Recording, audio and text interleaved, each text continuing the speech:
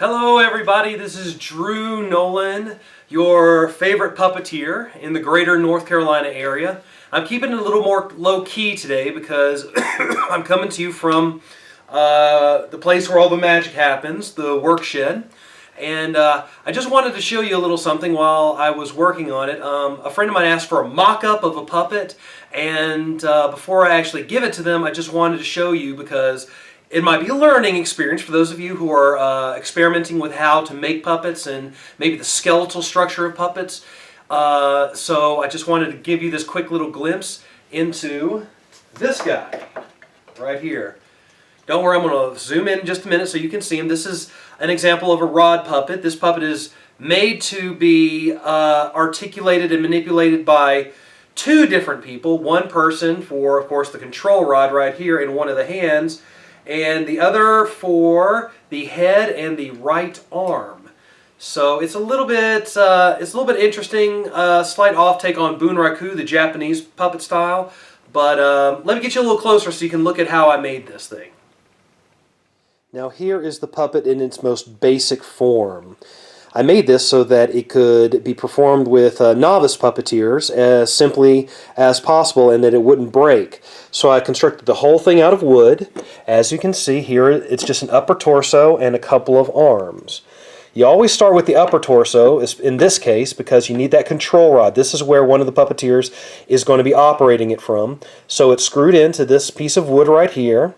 And up top we have, of course, have the preliminary head mechanism. As you can see right here on the joints, most of the joints I've combined two fisheye screws together. So it'll stay in place, and this gives a wonderful range of motion just up, down, side to side with this little metal control rod that I've looped around and stuck in the top, hammered it in and glued it so that it'll stay, but also an added layer of tape to keep it stabilized. Moving on down, you can see each of the shoulders are also fisheye screws. And the only joint that is not a fisheye screw would be these elbows. I didn't want the elbows or arms flailing around more than they had to, so what I did is I drilled a hole down through these two pieces of wood that I've slit so that they'd come together nicely, and just put a simple piece of wire so that it only has one range of motion, just like a regular elbow joint. And one of these I just tape on the outside, or I'm sorry, just twist on the outside, and the other one on this side is kept in place by this tape. Again, another added layer of security for my part. Now, coming down here, we have another fisheye screw, and we have the hand. This is another metal control rod to go, and it loops around the hand, and just a little bit of wire just where the fingers are. Again, this is a skeleton, so you can get as creative as you want, but the wire actually holds this in place so it doesn't slide up and down, and you get that nice wrist action going back and forth. And if you wanted to do more, the entire arm would have to move. And we, of course, do that on both sides. Look at that hand right there. Isn't that really cool?